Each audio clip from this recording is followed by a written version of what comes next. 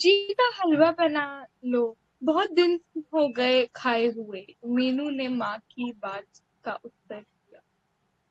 जितने समय में मीनू नहा धोकर निवृत्त हुई, उतने में ही माँ ने उसे सूजी का हलवा तैयार कर दिया।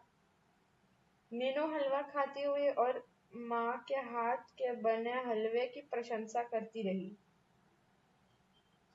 आज नीलिमा की बारात आने वाली थी। मीनू के हृदय में भी विशेष उत्साह था। आज उसकी सहेली की बारात आ रही थी। तभी अचानक उसके हृदय में पीड़ा का एक गे तार हम टेलिंग यू झंझन नो गे देखो पढ़ो वो पीड़ा तार वार गे झंझना उठा। उसे अनुभूति हो आई कि काश वह नीलिमा की तरह सुंदर हो।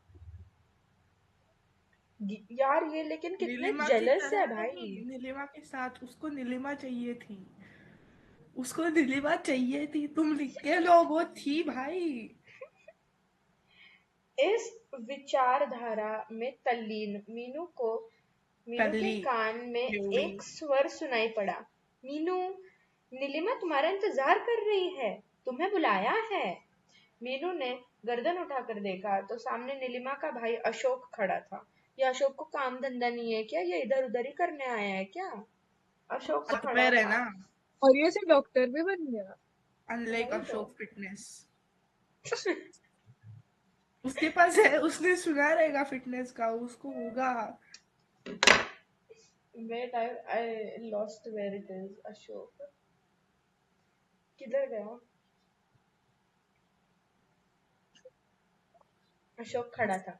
मीनू ने अशोक को बैठने के लिए कहा, परंतु घर में बारात आने वाली थी, इसलिए उसे समय बैठना उसके लिए संभव नहीं था।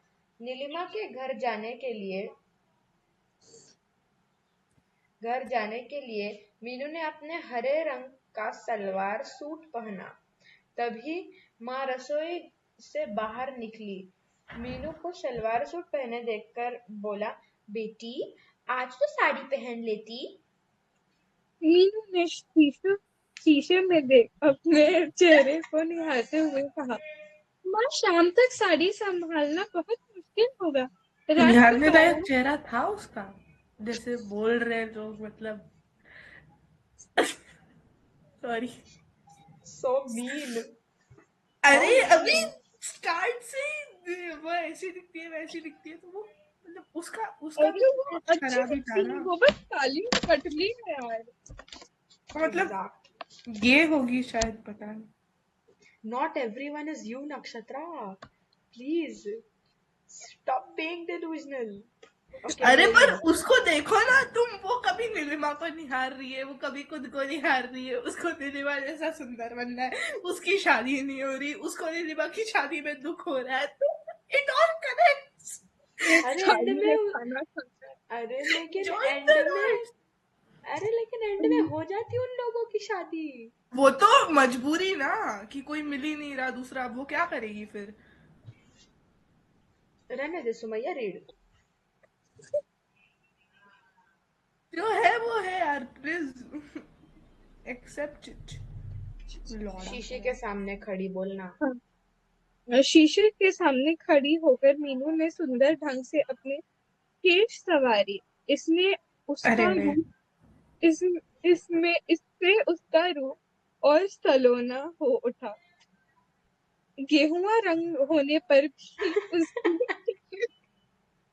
बेचारी। उसके तीखे नाक नक्श उसकी सुंदरता में चार चांद लगा रहे थे। परंतु मीनू के हृदय में जो हीन भावना घर घर कर गई थी, हाँ हाँ आगे बोलना। उसके कारण वह कभी अपने आप को सुंदर समझ ही नहीं सकती। अब ये निहार रही थी खुद को। नीलिमा के घर पहुंचने पर उसे देखा कि घर में काफी मेहमान आ चुके थे। बहुत चहल पहल थी। छोटे बच्चों का शोर व बड़ों के बोलने का आवाज, सभी से घर गूंज रहा था। मीनू तो सीधी नीलिमा के कमरे में पहुंच